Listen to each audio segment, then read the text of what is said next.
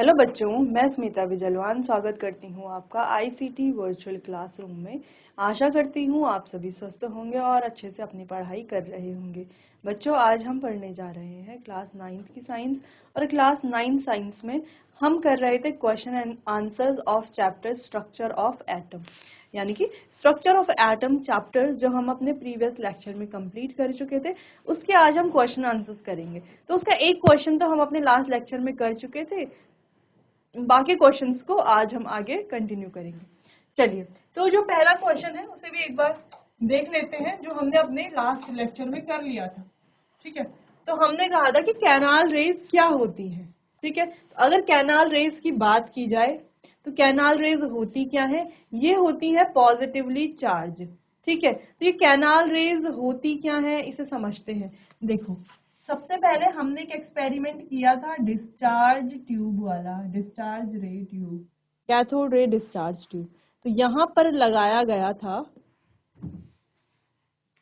Perforated cathode. ठीक है, ये हमारा परफोरेटेड कैथोड है और पीछे है ZnS की, जिंक सल्फाइड की स्क्रीन। ठीक है, ये स्क्रीन है ZnS की, ये है हमारा परफोरेटेड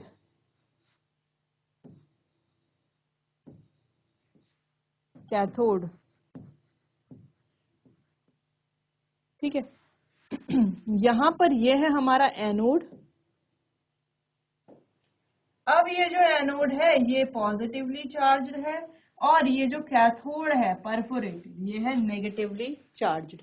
ठीक है, फिर यहाँ पर ये अटैच है एक हाई वोल्टेज से, हाई वोल्टेज बैटरी से। जैसे ही इसको हम ऑन करते हैं, हमें ऐसा लगता है या ऐसा दिखता है कि यहाँ से कुछ पार्टिकल्स, रेज जो है वो इस परफोरेटेड कैथोड की तरफ ट्रैवल कर रही हैं। यहाँ से कुछ पार्टिकल्स इस परफोरेटेड कैथोड की तरफ ट्रैवल कर रहे हैं और ये पीछे जो है ZnS की स्क्रीन है ना, जो उस पर स्ट्राइक कर रहे हैं, उस पर हिट कर रहे हैं। क्लियर इतना? अब देखो, अब ये जो पार्टिकल्स यहाँ से ट्रेवल कर रहे हैं इस कैथोड की तरफ, वो कैसे पार्टिकल होंगे? उनका चार्ज क्या था? क्या वो पॉजिटिवली चार्ज होंगे या नेगेटिवली चार्ज होंगे? तो ऑब्वियसली ये जो यहाँ से पार्टिकल्स ट्रेवल कर रहे थे ये थे पॉजिटिवली चार्ज्ड पार्टिकल्स। अब ये जो पॉजिटिवली चार्ज पार्टिकल्स हैं तो ये नेगेटिव की तरफ ही तो ट्रैवल करेंगे। देखो बच्चों, अगर ये नेगेटिवली चार्ज होते तो नेगेटिव की तरफ क्यों जाते? तब तो उससे दूर भागते, क्योंकि नेगेटिव यानी कि जो लाइक चार्जेस होते हैं, सेम चार्जेस जो होते हैं वो एक दूसरे को क्या करते हैं? रिपेल करते हैं, यानी कि दूर धकेलते हैं। जबकि जो अपोजिट चार्जेस होते हैं वो एक दूसरे को अट्रैक्ट करते हैं, यानी कि अपनी तरफ खींचते हैं। तो ऐसे ही ये जो पॉजिटिव चार्ज है ये सीधा जाता है इस नेगेटिवली चार्ज्ड परफोरेटेड कैथोड की तरफ। ठीक, यहाँ से हमें दिखता है कुछ पार्टिकल्स। तो ये जो पार्टिकल्स हैं जो स्ट्रेट लाइन में ट्रेवल कर रहे हैं, ये कैसे पार्टिकल है? नेगेटिवली चार्ज्ड पार्टिकल्स है। और इन नेगेटिवली चार्ज्ड पार्टिकल्स को कहा जाता है बच्चों प्रोटॉन्स। अब ये जो प्रोटॉन्स है इनका सिंबल होता है ऐसा P। ठीक है, और अगर हम इस पर चार्ज की बात करें तो इस पर चार्ज होता है +1, या हम पूरा लिखे तो +1.6 इंटू 10⁻⁻19 कूलाम। अगर इसके मास की बात की जाए तो इसका जो मास है वो होता है 1.6 इंटू 10⁻⁻27 kg। ये इसका मास होता है। अगर हम एग्जैक्ट लें तो मास क्या होगा इसका? 1। ठीक है, क्लियर इतना? तो ये हमारा प्रोटॉन के बारे में कुछ है। ठीक है, तो ये जो रेज हैं इनको कैनाल रेज भी कहा जाता है, क्योंकि जब ये यहाँ से निकलती है ना एनोड से कैथोड की तरफ जब जा रही हैं तो ऐसा लगता है कोई कैनाल से रेज निकल रही है, इसीलिए इन्हें कैनाल रेज भी कहा जाता है। तो यहाँ पर यही लिखा गया, कैनाल रेज क्या है? पॉजिटिवली चार्ज रेडिएशन है। कैसी है? पॉजिटिवली चार्ज रेडिएशन है that can pass through perforated cathode plate. तो जो कर परफोरेटेड कैथोड प्लेट से पास होती हैं।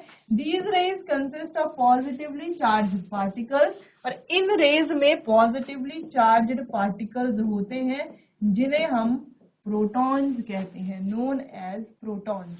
और अभी हमने ये जो बनाया है ना सेटअप, ये क्या है, ये प्रोटॉन की डिस्कवरी का सेटअप है। ठीक है, इस तरीके से डिस्चार्ज ट्यूब होती है, उसमें दो इलेक्ट्रोड्स होती हैं, एक पॉजिटिवली चार्ज एक नेगेटिवली चार्ज, और वो अटैच होती है हाई वोल्टेज बैटरी से। ठीक है, तो कैसे जो है एनोड रहता है पॉजिटिवली चार्ज और कैथोड परफोरेटेड रहता है, उसके पीछे लगाई जाती है जिंक सल्फाइड की एक फ्लूरोसेंट स्क्रीन, ताकि जो पार्टिकल्स उस पर स्ट्राइक हो तो हमें पता चल सके। ठीक है, और ये स्क्रीन जब पार्टिकल्स आते हैं तो ग्लो भी करती है। ठीक है, चलो क्लियर है इतना। तो ये एक्सपेरिमेंट आपको ध्यान रहेगा बच्चों। अगला क्वेश्चन क्या है, इफ एन एटम कंसिस्ट, अगर किसी एटम में एक इलेक्ट्रॉन है एक प्रोटॉन है, तो क्या इस पर कोई चार्ज होगा, will it carry any charge और नॉट? तो इसका आंसर है नो। देखो, अगर उस पर एक प्रोटॉन है और एक इलेक्ट्रॉन है, ठीक है, यानी कि एक पॉजिटिव चार्ज है एक नेगेटिव चार्ज है, तो पॉजिटिव नेगेटिव एक दूसरे को क्या करेंगे, अट्रैक्ट करेंगे और क्या बन जाएंगे, न्यूट्रल बन जाएंगे। ठीक, क्योंकि उसमें इक्वल प्रोटॉन्स है इक्वल न्यूट्रॉन्स है, इक्वल चार्ज है, तो वो क्या हो जाएगा बच्चों, न्यूट्रल हो जाएगा। ठीक है, तो जो हमारा एटम होता है वो कैसा होता है, न्यूट्रल होता है, क्योंकि उसमें प्रोटॉन्स और इलेक्ट्रॉन्स क्या होते हैं, सेम होते हैं। जैसे अगर हम बात करें किसी भी एलिमेंट की, बात कर लेते हैं कार्बन की, तो कार्बन का एटॉमिक नंबर है 6। ठीक है, तो कार्बन पर अगर हम देखें तो इलेक्ट्रॉन कितने हैं, 6 हैं, और प्रोटॉन कितने हैं, ये तो 6 ही होंगे। ठीक है, तो 6 प्रोटॉन 6 इलेक्ट्रॉन, तो ये कैसा है, न्यूट्रल है। तो एटम कैसा होता है, न्यूट्रल होता है। तो क्या हमेशा एटम न्यूट्रल ही होता है, नहीं, नहीं होता हमेशा। हमेशा न्यूट्रल कैसे होगा, देखो हमने पॉजिटिव स्पीसीज और नेगेटिव स्पीसीज के बारे में पढ़ा था चैप्टर में कि कैटायंस क्या होते हैं, एनायंस क्या होते हैं। ठीक है, तो चलो, तो न्यूट्रल होता है एटम, लेकिन जब इलेक्ट्रॉन की संख्या बढ़ जाएगी, है ना, प्रोटॉन्स उतने ही रहेंगे, इलेक्ट्रॉन बढ़ गए तो वो नेगेटिवली चार्ज हो जाएगा, और अगर प्रोटॉन उतने ही हैं और इलेक्ट्रॉन्स कम हो गए हैं, ठीक है, इलेक्ट्रॉन कम हो गए हैं, तो वो पॉजिटिवली चार्ज बन जाएगा। क्लियर इतना? चलो, ये तो सेकंड वाला। थर्ड क्वेश्चन की बात करते हैं। On the basis of Thomson model of atom explain how the atom is neutral as a whole. तो थॉमसन के एटम के मॉडल को अगर हम समझे तो कैसे हमें पता चलेगा कि ये जो एटम का मॉडल है वो न्यूट्रल है। तो उन्होंने क्या बताया, देखो उनका कहना था कि ये जो मॉडल है, एटम है, ये एक वाटरमेलन की तरह है। ठीक है, पूरा कैसा है, ये जो पूरा स्पेयर है ये क्या है, पॉजिटिव चार्ज है, और इसमें इलेक्ट्रॉन्स एम्बेडेड है। जैसे वाटरमेलन होता है, वाटरमेलन में क्या होता है, पूरा रेड पार्ट होता है, तो रेड पार्ट क्या है, पूरा पॉजिटिव चार्ज, और उस पर जो वाटरमेलन में सीड्स होते हैं, बीज होते हैं, वो एम्बेडेड होते हैं। वैसे ही पूरे उसमें जो है इलेक्ट्रॉन्स भी एम्बेडेड है। तो ये क्या बताता है, neutrality of atom, neutrality of atom की, एक एटम कैसा होता है, न्यूट्रल होता है। ठीक है, चलो देखो, चलो इसको रीड करते हैं। एज पर Thomson model of atom, atom consist both negative and positive charge. क्योंकि एटम क्या करता है, देखो अगर हम थॉमसन मॉडल को देखें तो उसके अकॉर्डिंग क्या था कि यहाँ पर जो पॉजिटिव चार्ज है और नेगेटिव चार्ज है, उसका जो मैग्नीट्यूड है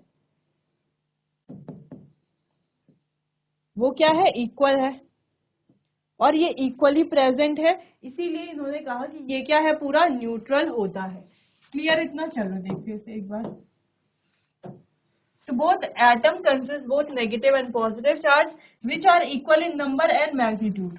तो जो नंबर में भी इक्वल है और मैग्नीट्यूड में भी इक्वल है, so they balance each other as a result of which, इस वजह से ये दोनों एक दूसरे को बैलेंस कर लेते हैं, जिस वजह से as a atom whole is electrically neutral. जो एटम है वो इलेक्ट्रिकली न्यूट्रल है, या हम कह सकते हैं कि थॉमसन का ये जो मॉडल है ये न्यूट्रलिटी ऑफ एटम को बताता है कि एटम में जो न्यूट्रलिटी है उसके बारे में ये बात करता है।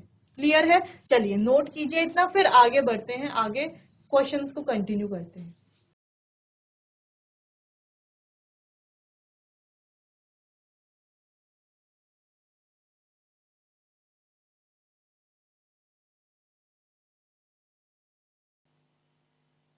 चलिए आगे बढ़ते हैं और नेक्स्ट क्वेश्चन की तरफ। अगला है on the basis of Rutherford's model of atom which sub atomic particle is present in the nucleus of an atom. अब रदरफोर्ड के मॉडल ऑफ एटम की अगर हम बात करें तो उनके according which sub atomic particle is present in the nucleus of an atom, तो उनके अकॉर्डिंग न्यूक्लियस में कौन प्रेजेंट था, कौन सा सब एटॉमिक पार्टिकल्स। सबसे पहले तो आपको पता होना चाहिए कि सब एटॉमिक पार्टिकल्स हैं कौन कौन से, वो है इलेक्ट्रॉन, प्रोटॉन और न्यूट्रॉन। ठीक है, लेकिन यहाँ पर रदरफोर्ड के बारे में बात करें, रदरफोर्ड का जो मॉडल उन्होंने दिया था एटम का उसके बारे में अगर हम बात करें, ठीक है, तो सबसे पहले एक्सपेरिमेंट देख लेते हैं। उन्होंने जो एक्सपेरिमेंट किया था उसके क्या ऑब्जर्वेशन थे, ऑब्जर्वेशन से हमें पता चलेगा कि क्या कंक्लूजन है, यानी कि क्या वहां पर कौन सा सब एटॉमिक पार्टिकल है जो कैसा है, जो न्यूक्लियस में। तो देखो उनका कहना था कि जब उन्होंने एक्सपेरिमेंट किया, उनका कहना था एक्सपेरिमेंट के बाद कि ऑब्जर्वेशन क्या क्या की थी उन्होंने, कि जब सोर्स से एक गोल्ड फॉइल पर स्कैटरिंग की गई अल्फा पार्टिकल्स की, जो डबली चार्ज अल्फा पार्टिकल्स थे, ठीक है, अब वो पार्टिकल्स भी पॉजिटिव हैं, ठीक है। चलो, तो उनका कहना था देखो कुछ पार्टिकल्स तो सीधा सीधा गए, सीधा सीधा गए, जिसका मतलब ये था कि वो जो पार्टिकल्स हैं जो सीधा स्ट्रेट लाइन में गए, ठीक है, ज्यादातर पार्टिकल्स कैसे गए, स्ट्रेट लाइन में गए, जब उन्होंने पार्टिकल्स की स्कैटरिंग कराई थी थिन गोल्ड शीट पर, ठीक है, तो ज्यादा पार्टिकल्स कैसे गए, स्ट्रेट लाइन में गए, जिसका कंक्लूजन ये था कि जो एटम है उसका ज्यादातर पार्ट कैसा है, एम्प्टी है, यानी कि खाली है। दूसरा कंक्लूजन था कि बीच में कहीं या ऐसा कुछ एटम में है जो, जिस वजह से जो पार्टिकल्स हैं वो क्या हुए, कुछ एंगल से डिफ्लेक्ट हो गए इस तरीके से, ठीक है, बीच में कुछ ऐसा है जिससे एंगल क्या हो गए, डिफ्लेक्ट हो गए। अब जिससे एंगल डिफ्लेक्ट हुए हैं वो कैसा होगा, क्या वो पॉजिटिवली चार्ज्ड होगा या नेगेटिवली चार्ज होगा। देखो पार्टिकल का तो हमें पता है कि ये क्या है, पॉजिटिव है, ठीक है, लेकिन बीच में जो है वो पॉजिटिवली चार्ज है या नेगेटिवली चार्ज है। देखो अगर ये नेगेटिवली चार्ज होता तो ये जो रेज यहाँ, ये जो पार्टिकल्स यहाँ से आए हैं ना, ये कभी डिफ्लेक्ट ही नहीं करते, ठीक है, डिफ्लेक्ट नहीं करते। अगर ये नेगेटिव चार्ज होता तो पार्टिकल्स जो है वो पॉजिटिवली चार्ज है, तो ये सीधा इस, ये जो बीच में है सीधा इस पर जाकर के चिपक जाते, क्योंकि अट्रैक्ट करते पॉजिटिव नेगेटिव। लेकिन ये जो पॉजिटिव चार्ज है ये इससे टकरा करके क्या हो रहा है, डिफ्लेक्ट हो रहा है, दूर जा रहा है। इसका मतलब क्या है कि ये भी क्या है, बीच में ऐसा कुछ है जो कैसा है, पॉजिटिवली चार्ज्ड है। तीसरी चीज उन्होंने देखी, तीसरा क्या था उनका जो ऑब्जर्वेशन था वो ये था कि 12,000 में से एक पार्टिकल ऐसा है जो वापस भी आ रहा है, बाउंस बैक कर रहा है, यानी कि जा रहा है और वापस भी आ रहा है, यानी कि टकरा करके वापस आ रहा है। तो इसका मतलब क्या है, देखो जब यहाँ से पॉजिटिव जा रही है रेज या पार्टिकल कहें, तो वो बीच में किससे टकरा रहा है और वापस आ रहा है। इसका मतलब क्या है कि बीच में कुछ है जो कैसा है, पॉजिटिवली चार्ज्ड है। पहली चीज ये हो गई। अब जब ये पॉजिटिवली चार्ज्ड है, ये तो उन्होंने बता दिया। दूसरी चीज उन्होंने बताई, क्योंकि पॉजिटिवली चार्ज कैसे उन्होंने समझाया, क्योंकि देखो क्योंकि ये इससे टकरा करके वापस आ रहा है, यानी कि रिपेल हो रहा है। रिपेल किससे होता है, जब सेम चार्जेस होते हैं। जैसे हम कहें कि कोई पॉजिटिव चार्ज है और दूसरा भी पॉजिटिव चार्ज है, तो क्या ये एक दूसरे को अट्रैक्ट करेंगे, नहीं, ये हमेशा एक दूसरे को रिपेल करेंगे। वैसे ही अगर दोनों सेम चार्ज है तो भी रिपल्शन होगा, और दोनों अगर डिफरेंट चार्जेस हैं तो क्या होगा, इनके बीच में अट्रैक्शन होगा, तो ये एक दूसरे को अट्रैक्ट करेंगे। पहली चीज तो ये थी, तो ये हमें पता चल गया कि बीच में कुछ तो है जो कैसा है, पॉजिटिवली चार्ज्ड है। दूसरी चीज इन्होंने बताई कि बीच में जो है वो बहुत ही छोटा सा है, बहुत ही छोटा सा है, ठीक है। छोटा सा क्यों, क्योंकि ज्यादातर पार्टिकल तो स्ट्रेट जा रहे थे, बहुत कम पार्टिकल ऐसे थे जो डिफ्लेक्ट कर रहे थे, और उनमें से भी कोई बहुत कम पार्टिकल, यानी कि लगा लो लगभग 12,000 में से एक पार्टिकल ऐसा है जो बाउंस बैक आ रहा है, यानी कि बीच में जो है वो बहुत ही छोटा सा है, बहुत कम जगह उसने घेरी हुई है। ठीक है, तो इससे हमें दो तीन चीजें पता चली कि बीच में कुछ तो है, जो एटम है उसका ज्यादातर पार्ट कैसा है, एम्प्टी है, और बीच में कुछ तो है। देखो इसको उन्होंने कैसे समझाया, एक्सपेरिमेंट समझ में आया? तो देखो इसको उन्होंने कैसे बताया कि ये जो है हमारे पास एटम, इसका ज्यादातर पार्ट कैसा है, एम्प्टी है, खाली है, यानी कि दूसरा बीच में क्या है, कोई पॉजिटिवली चार्ज्ड है, पॉजिटिव चार्ज है, बीच में क्या है, जो है वो पॉजिटिवली चार्ज है। अब ये कैसा है, बीच में जो है उसका कि वो कैसा है, डेंस मास है, dense mass at the centre, यानी कि सेंटर में कुछ ऐसा है जिसमें क्या है, पूरे एटम का मास रिजाइड करता है, पूरे एटम का मास यहीं पर ही रहता है। ठीक है, ये उन्होंने कहा। तो यहाँ से तीन चार चीजें पता चली कि ये एम्प्टी है, पॉजिटिव चार्ज है और बीच में है। और चौथी चीज जो बहुत इंपॉर्टेंट है कि इसका जो साइज है वो कैसा है, वो बहुत ज्यादा स्मॉल है एटम के कंपैरिजन में, एटम बहुत बड़ा है और इसका साइज बहुत ज्यादा स्मॉल है, ये इन्हें पता चला। तो फिर धीरे धीरे तब हमें पता चला कि जो बीच में है, तो ये पॉजिटिव चार्ज जो है यही क्या है, हमारा प्रोटॉन है। क्या है, प्रोटॉन है। तो आंसर क्या है, on the basis of Rutherford model of atom, protons are present in the nucleus of an atom. तो एटम के न्यूक्लियस में कौन प्रेजेंट है, प्रोटॉन, पॉजिटिवली चार्ज, इसीलिए प्रोटॉन्स ये हैं। क्लियर, इतना समझ में आई? वाला क्वेश्चन बहुत इंपॉर्टेंट क्वेश्चन है। और देखो इस क्वेश्चन के लिए हमें रदरफोर्ड के मॉडल की जरूरत थी कि हाँ यार रदरफोर्ड का मॉडल क्या है, ठीक है, उसके क्या क्या ऑब्जर्वेशन थे, क्या कंक्लूजन थे, क्या लिमिटेशन थी, क्या कुछ और पॉइंट भी थे जो उन्होंने समझाए थे, हमें बताए थे। ठीक है, क्लियर है? चलिए नोट कीजिए इस क्वेश्चन को, फिर नेक्स्ट क्वेश्चन पर बढ़ते हैं।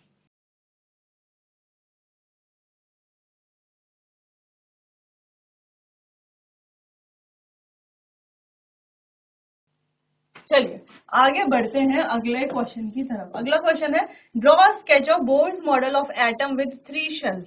चलिए, तो बोर्ड का जो मॉडल है उसका स्केच हमें बनाना है जिसमें 3 शेल्स हो। तो सिंपल है, बीच में क्या है, एक पॉजिटिवली चार्ज न्यूक्लियस है, और न्यूक्लियस में क्या रहता है, पूरे एटम का मास रिजाइड करता है। न्यूक्लियस में होते हैं न्यूट्रॉन प्लस प्रोटॉन। ठीक है, क्लियर? फिर ये आती है, इसके बाद हमारी फर्स्ट शेल, के शेल, फिर एल शेल, फिर एम शेल। ठीक है, जिसको हम एनर्जी लेवल्स भी कहते हैं। तो इन शेल्स को हम कहते हैं एनर्जी लेवल। क्लियर? चलिए, तो ये बोर का मॉडल है। ये वाला क्वेश्चन तो काफी इजी था। इसके अलावा अगर ऐसा ही आपको आ जाए कि 4 शेल्स बनाओ, तो आपको क्या करना है, 4 शेल्स बनाने के लिए देखो पॉजिटिव चार्ज, ये पहला शेल, दूसरा शेल, तीसरा शेल और चौथा शेल। 5 शेल्स बनाने के लिए आ जाए तो ये हो गया हमारा 5वां शेल। तो इस तरीके से आप बना सकते हो जितने भी शेल्स आपसे पूछे जाए। क्लियर है इतना? चलिए, तो ये वाला क्वेश्चन भी नोट कर लीजिए।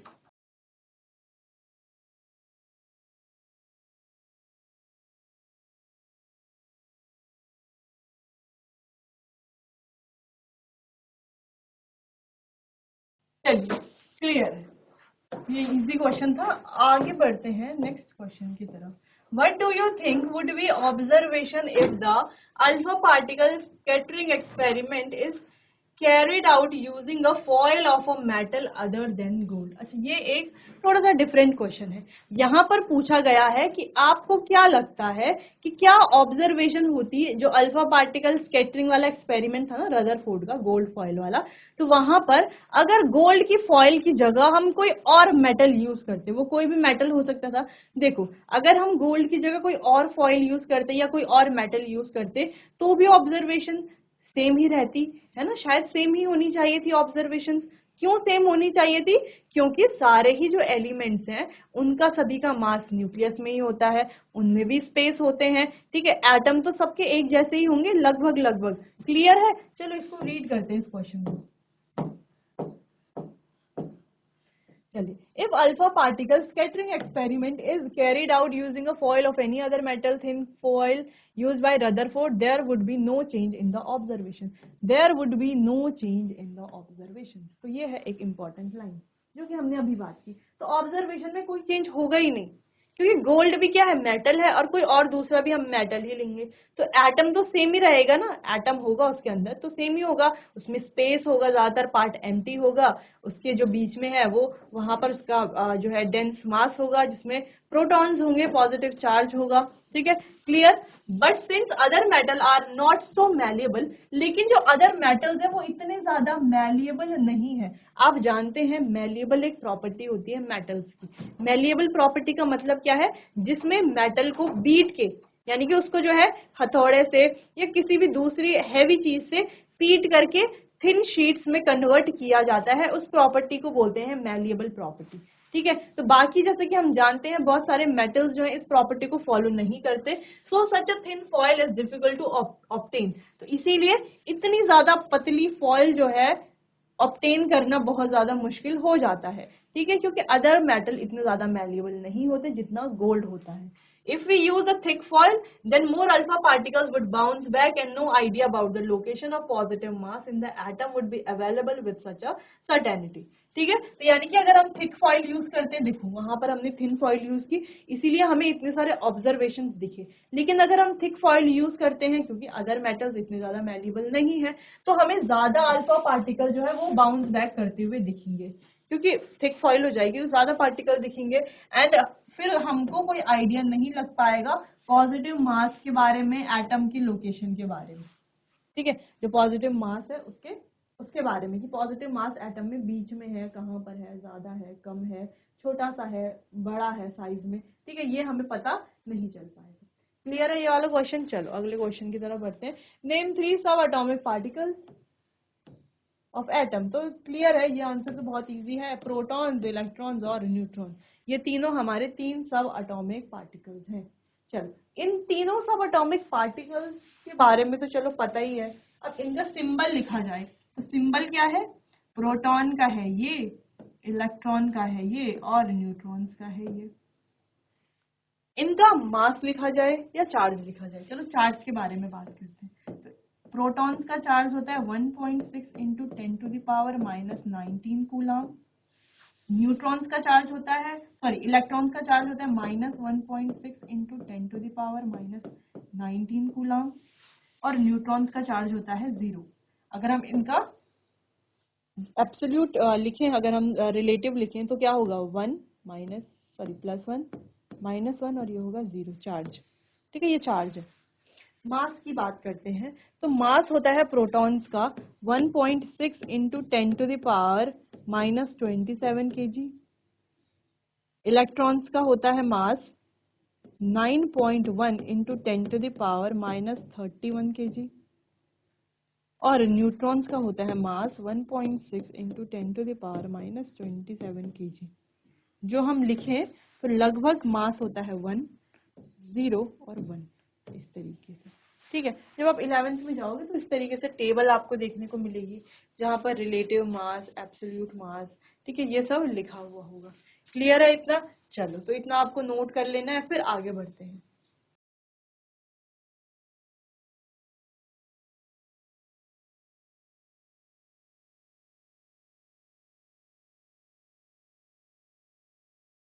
चलिए क्लियर है इतना।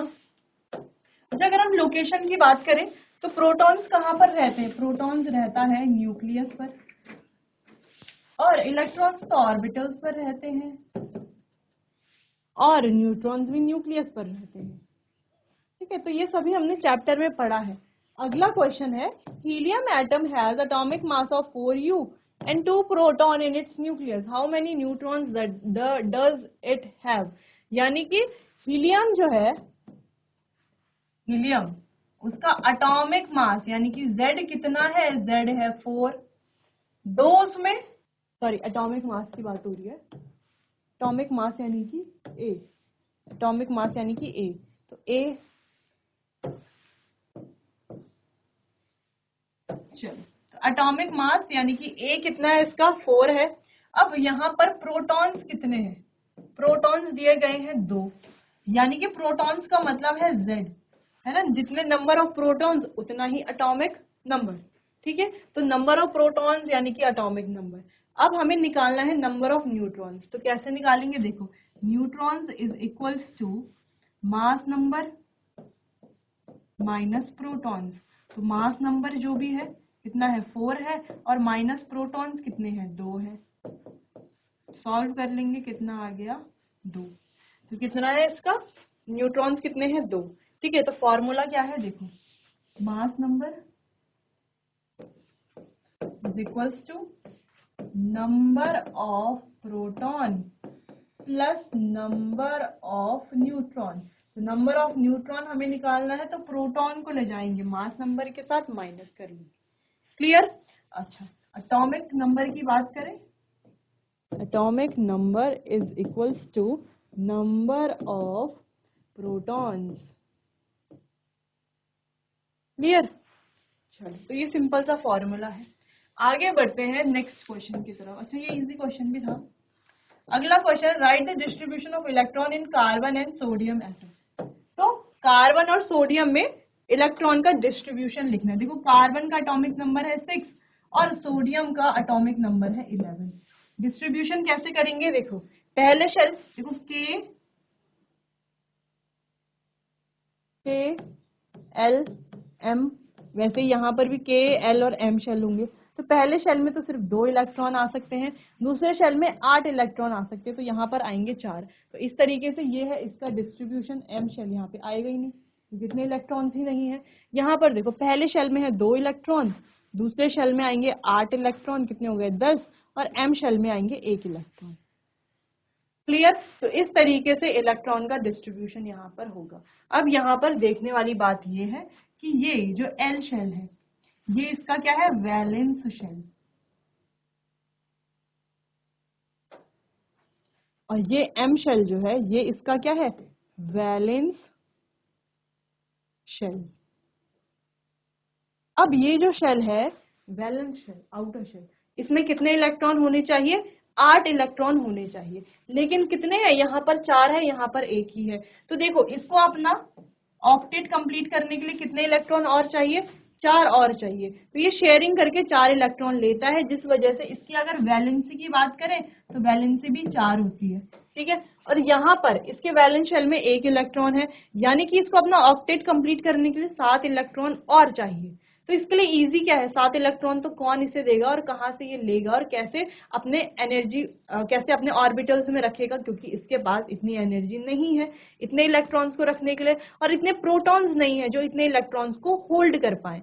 इसीलिए ये क्या करता है, इस 1 इलेक्ट्रॉन को भी डोनेट कर देता है, और आउटर शेल फिर ये वाला बन जाता है, और ये तो पहले से ही इसका ऑक्टेट कंप्लीट है, तो ये स्टेबल बन जाएगा, ठीक है। तो यहाँ पर ये 1 इलेक्ट्रॉन डोनेट करता है, और यहाँ पर ये 4 इलेक्ट्रॉन शेयर करता है। इसकी वैलेंसी 4 है और इसकी वैलेंसी 1 है। क्लियर है। चलो, तो यहाँ पर देखते हैं डिस्ट्रीब्यूशन कुछ इस तरीके से दिया हुआ है, सेम वैसे ही दिया हुआ है, ऐसे ही करना है हमें भी। तो क्या है, total number of electrons in carbon is 6, distribution of electron is given by के शेल में आएंगे 2, एल में आएंगे 4। वैसे ही यहाँ पर 2,4 इसका हम जब कॉन्फ़िगरेशन लिखते हैं, फिर वैसे ही सोडियम में होते हैं 11, तो पहले शेल में आएंगे 2, दूसरे शेल में आएंगे 8, और तीसरे शेल में आएगा 1, ठीक है। तो ये क्लियर है इतना, ठीक है। चलो, तो आप ये आंसर आप नोट कर लीजिए, या आप इसको सिंपली भी कर सकते हो जैसे हमने किया, के एल शेल बना करके। क्लियर है, चलिए नोट कीजिए। चलिए बच्चों, तो यहाँ पर कई सारे क्वेश्चंस हमने देख लिए हैं, और ये क्वेश्चंस आप ध्यान दे रहे होंगे कि जितने भी क्वेश्चंस है ये चैप्टर में जो टॉपिक हमने पढ़े हैं उन सभी से रिलेटेड तो आएंगे ही, क्योंकि हम वही चैप्टर पढ़ रहे हैं। दूसरी चीज, काफी डीप से जो है वो क्वेश्चन पूछे जा रहे हैं, तो आपको पूरा टॉपिक का नॉलेज होना चाहिए इनका आंसर देने के लिए। जैसे अगर इलेक्ट्रॉन्स को डिस्ट्रीब्यूशन करने की बात आ रही है कि इलेक्ट्रॉन को कैसे आप डिस्ट्रीब्यूट करोगे, ठीक है, तो उसके लिए आपको पता होना चाहिए कि वैलेंसी कैसे निकाली जाती है, वैलेंस शेल क्या होता है, ऑक्टेट कंप्लीट होना क्या होता है, डुप्लेट क्या होता है, क्या इसमें एक्सेप्शनल केसेस होते हैं। क्लियर। वैसे ही जैसे हमने रदरफोर्ड मॉडल देखा, बोर्ड्स मॉडल देखा, तो वहां पर भी काफी सारे क्वेश्चन ऐसे पूछे गए हैं यहाँ पर। क्लियर। चलिए बच्चों, तो आज के लिए बस इतना ही, बाकी इसे कंटिन्यू करेंगे हम अपने आने वाले अगले सेशन में। तब तक के लिए आपका बहुत बहुत धन्यवाद।